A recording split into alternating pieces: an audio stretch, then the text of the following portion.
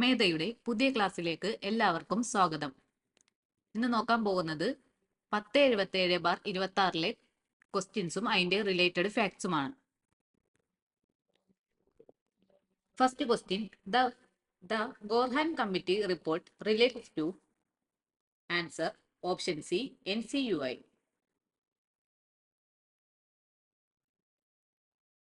NCUIയുടെ full form ആയിട്ട് വരുന്നത് national cooperative union of India. National cooperative union of India. NCUI establish ചെയ്തത് 1929-ലാണ്. NCUIയുടെ ഹെഡ്ക്വാർട്ടേഴ്സ് ആയി വരുന്നത് New Delhi. It is a statutory body registered under Multi-Unit Act 1942. NCUIയുടെ സ്റ്റാറ്റ്യൂട്ടറി ബോഡിയാണ്, രജിസ്റ്റർ ചെയ്തിരിക്കുന്നത് മൾട്ടി-യൂണിറ്റ് ആക്ട് 1942 പ്രകാരമാണ്. NCUIയുടെ ഫസ്റ്റ് ചെയർമാൻ ആണ് ലല്ലുഭായ് സമൽദാസ്. First chairman Lallubhai Samaldas. NCUIയുടെ first secretary professor HL Haji. First secretary professor HL Haji. The NCUI is the national level apex body in the cooperative movement in India. ഇന്ത്യയിലെ national level apex ബോഡിയാണ് NCUI, cooperative മൂവ്മെന്റിന്റെ. NCUIയുടെ motto ആയി വരുന്നത് to make voice of cooperation as strong as ever. Motto to make voice of cooperation as strong as ever. NCUIയുടെ logo ആണ് peace, progress and prosperity. NCUI became a member of ICA. NCUI member ആയത് 1 ജനുവരി 1964. 1 ജനുവരി 1964. നമുക്ക് NCUIയുടെ objectives നോക്കാം. To promote and develop the cooperative movement in India. Next, to educate, guide and assist the people in their efforts. Next objective ആണ് to represent in ICA. Next, provides consultancy services to cooperatives. Next objective ആണ് promoting cooperative entrepreneurship.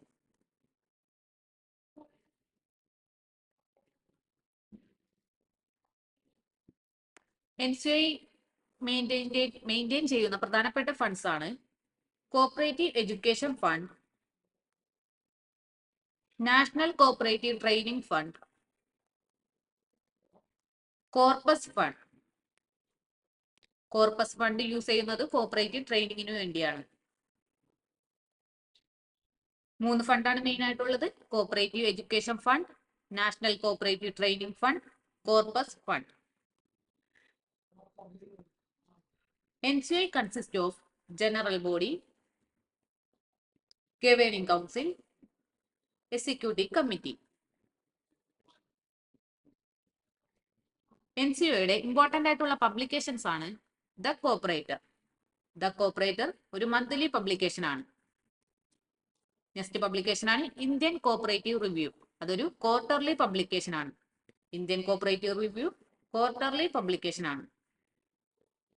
Next publication cooperative education news. അതും ഒരു quarterly publication ആണ്.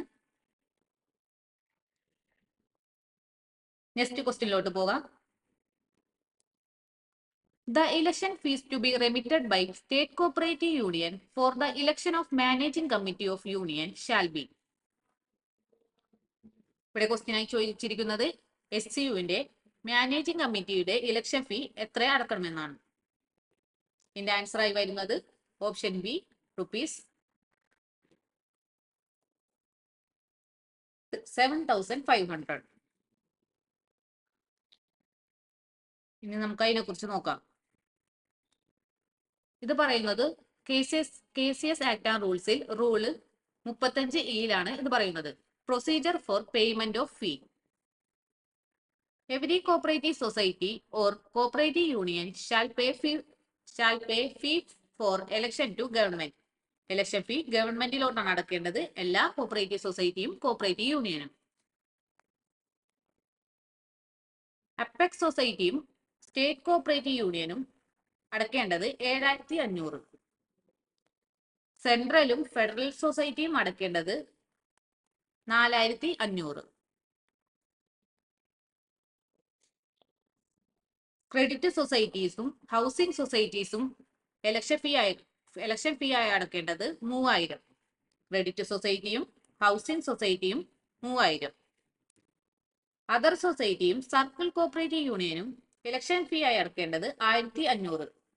ഒന്നുകൂടി നോക്കാം. Apex സൊസൈറ്റിയും S ആണെങ്കിൽ 7500. സെൻട്രലും federal സൊസൈറ്റിയും ആണെങ്കിൽ 4500. ക്രെഡിറ്റ് സൊസൈറ്റിയും ഹൗസിംഗ് സൊസൈറ്റിയും ആണെങ്കിൽ 3000. അതർ സൊസൈറ്റിയും സിസിയും അതായത് സർക്കിൾ കോഓപ്പറേറ്റീവ് യൂണിയനും ആണെങ്കിൽ 1500. Excepted from the payment of election fees.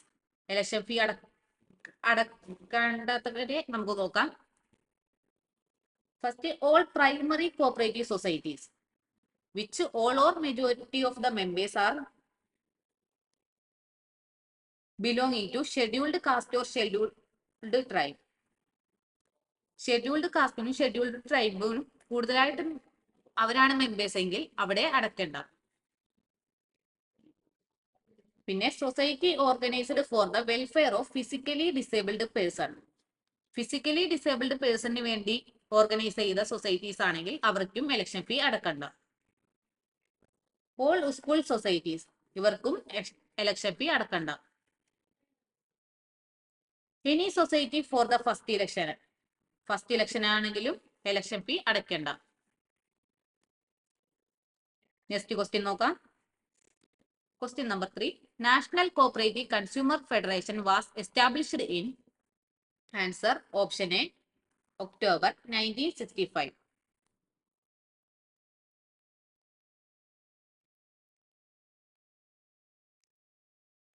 National cooperative consumer federation NCCF establish ചെയ്തത് 16 October 1965. 16 October 1965. NCCF is started functioning from February 1966. Functioning start ചെയ്തത് ഫെബ്രുവരി 1966. NCCFന്റെ ഹെഡ്ക്വാർട്ടേഴ്സ് ആണ് ന്യൂഡൽഹി. NCCF സ്റ്റാർട്ട് ചെയ്തത് 3rd 5-year പ്ലാനിലാണ്.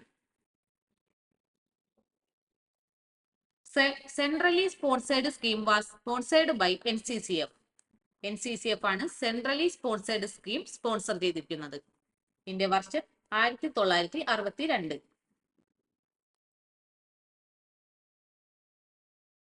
World food day 16 October. അന്ന് തന്നെയാണ് NCCF establish ചെയ്തത്. 16 October 1965. World food day കൂടിയാണ് അന്ന്. Indian consumer cooperator is the monthly publication of NCCF. NCCFന്റെ monthly publication ആണ് Indian consumer cooperator. NCCF started first supermarket in New Delhi in 15th July 1966. NCCF ആണ് first supermarket തുടങ്ങിയത്. ന്യൂഡൽഹിയിലാണ് തുടങ്ങിയത്. July 15, 1966. NCCFന്റെ biggest departmental store Delhi super market.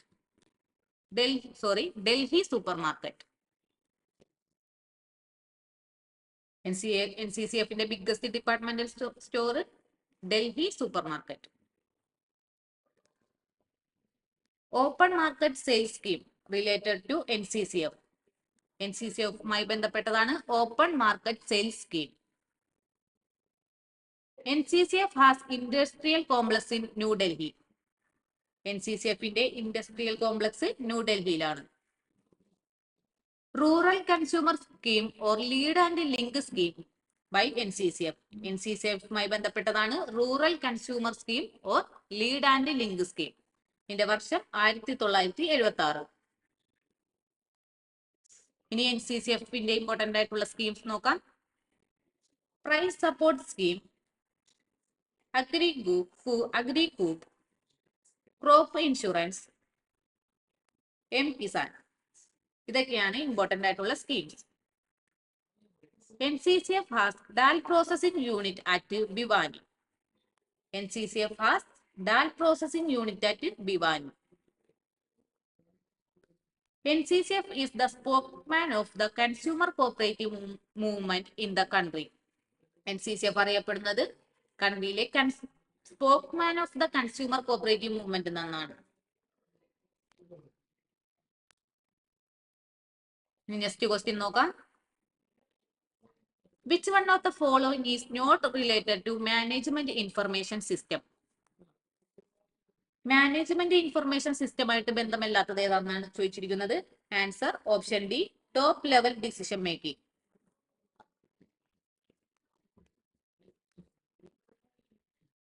Information system refers to a collection of multiple pieces of equipment involved in the collection, processing, storage and dissemination of information. Information system എന്ന് പറഞ്ഞാൽ ഒരു collection ആണ് multiple pieces of എക്യുപ്മെന്റിന്റെ. അതിൽ വരുന്നതാണ് collection, processing, storage and dissemination of information. Hardware, software, computer system connections, information system users,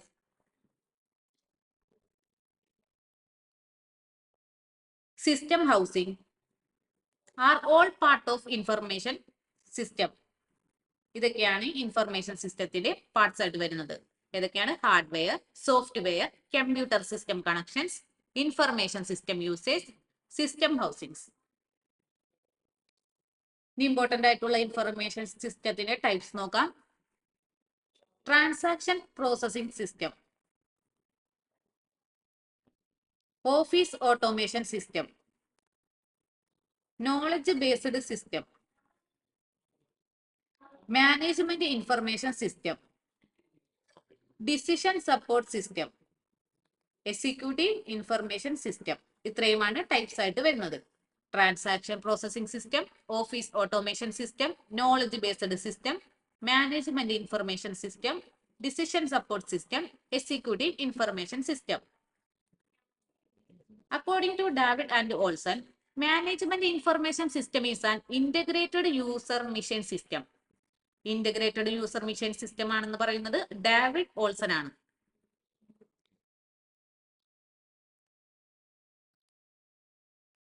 ഇനി management information സിസ്റ്റത്തിന്റെ major ആയിട്ടുള്ള കമ്പോണൻസ് നോക്കാം. People who use the information system.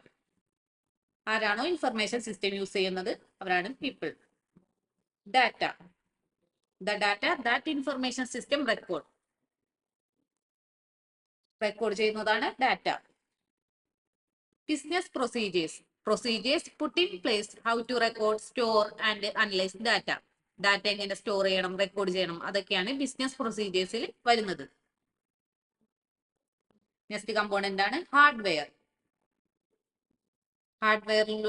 Hardware include servers, workstations, networking equipment, printers.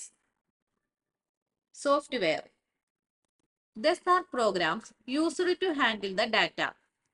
Data handle ചെയ്യാനുള്ള use ചെയ്യുന്ന programmes ആണ് software എന്നറിയപ്പെടുന്നത്. This include programs such as spreadsheet programs, database software. Characteristics of MIS, അതായത് management information സിസ്റ്റത്തിന്റെ characteristics ആണ് നോക്കാൻ പോകുന്നത്. MIS is management oriented, system approach, flexibility, improved data accuracy, need based, reduced data duplication. ഇതൊക്കെയാണ് important ആയിട്ടുള്ള characteristics. MIS is management oriented, system approach, flexibility, improved data accuracy, need based, reduced data duplication. Next question നോക്കാം. Dash is the trademark of Denmark dairy products. ഇതിന് answer ആയിട്ട് വരുന്നത് option C, Lurbrand. Denmark is famous for dairying. ഡയറിംഗിൽ famous ആണ് Denmark. Country with no cooperative legislation എന്നറിയപ്പെടുന്നതാണ് Denmark. country with no cooperative legislation. Dairy farm of Europe എന്നറിയപ്പെടുന്നതും ഡെൻമാർക്കാണ്. Denmark is the homeland of agricultural corporation in the world. Denmark is the homeland of agricultural cooperation in the world. The country exports large number of agricultural products. Denmark ആണ് കൂടുതലായിട്ടും agriculture products export ചെയ്യുന്നത്. Cooperatives in Denmark was a voluntary movement. ഡെൻമാർക്കിൽ voluntary movement ആണ്. First cooperative consumer store started in Denmark in 1866.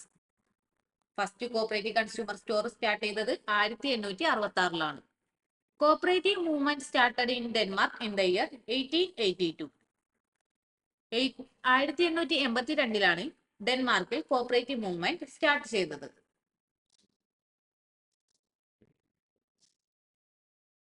Father of cooperative movement in Denmark HC Sonne. HC Sonne ആണ് ഡെൻമാർക്കിന്റെ cooperative മൂവ്മെന്റിന്റെ father എന്നറിയപ്പെടുന്നത്. ഇനി നമുക്ക് question answer ആയി വന്നാൽ ലെർബ്രാൻഡിനെ കുറിച്ച് നോക്കാം. The goods produced by the dairy cooperatives in Denmark are sold under trade name Lerbrand. ഡെൻമാർക്കിലെ ഡയറി കോപ്പറേറ്റീവ്സ് പ്രൊഡ്യൂസ് ചെയ്യുന്ന ഗുഡ്സ് സോൾഡ് ചെയ്യുന്നത് ലെർബ്രാൻഡ് എന്ന ട്രേഡ് നെയിമിലാണ്. Now it is called Lurpak. ഇപ്പൊ അതറിയപ്പെടുന്നത് Lurpak. Lurbrand introduced in the year 1901. 1901 Lurbrand introduce ചെയ്തത്. Cooperative backed industries അത് ഡെൻമാർക്കുമായി റിലേറ്റ് ചെയ്തിരിക്കുന്നതാണ്. ഇതിന്റെ വർഷം 1887. കോപ്പറേറ്റീവ് എക്സ്പോർട്ട് അസോസിയേഷൻ ഇത് ഡെൻമാർക്കുമായി ബന്ധപ്പെട്ടിരിക്കുന്നതാണ്. വർഷം 1895. DAG is the Central Marketing and Selling Society of Eggs in Denmark. DAG is the Central Marketing and Selling Society of Eggs in Denmark. ഇതിന്റെ വർഷം 1975. Alka is the Cooperative Insurance Society in Denmark. ഡെൻമാർക്കിലെ cooperative insurance സൊസൈറ്റിയാണ് Alka. ആൽക്കയുടെ വർഷം 1944. FDB Danish wholesale സൊസൈറ്റിയാണ്. ഡെൻമാർക്കുമായി ബന്ധപ്പെട്ടിരിക്കുന്നതാണ്. ഇതിന്റെ വർഷം 1896. FDB officially recognized as Apex Consumer Organization Society in 1793.